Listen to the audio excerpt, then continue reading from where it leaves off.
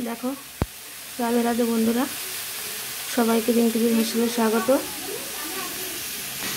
দেখো, ফুলকপি কেটে ভাপিয়ে নিয়েছি।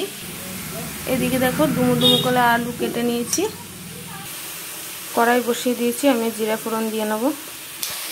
দেখো, জিরে ফোড়ন দিয়ে দিয়েছি। এবার কেটে রাখা আলুগুলো ছেড়ে দেবো। এদিকে একটা মশলা করে নেব। দিয়ে দেবো কাঁচা লঙ্কা, পেঁয়াজ, আদা, রসুন আর টমেটো। আলুটা দেখো খুব সুন্দর ভাজা হয়ে গেছে। আমি দিয়ে দেবো এর মধ্যে পরিমাণ মতো লবণ, পরিমাণ মতো হলুদ।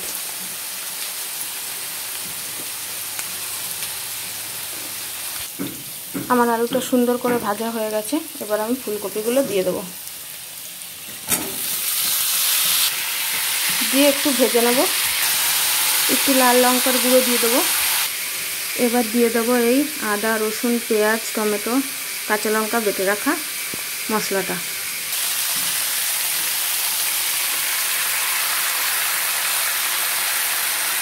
মশলাটা দিয়ে সুন্দর করে কষিয়ে নেব। দেখো, আমার ফুলকপি আলু কষানো হয়ে গেছে। আমি এবার জল দিয়ে দেবো।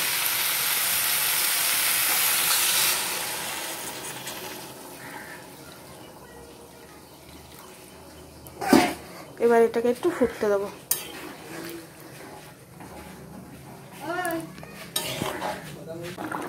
দেখো, আমার তরকারিটা পুরো হয়ে গেছে। আমি এবার একটু গরম মশলা দিয়ে নামিয়ে নেব।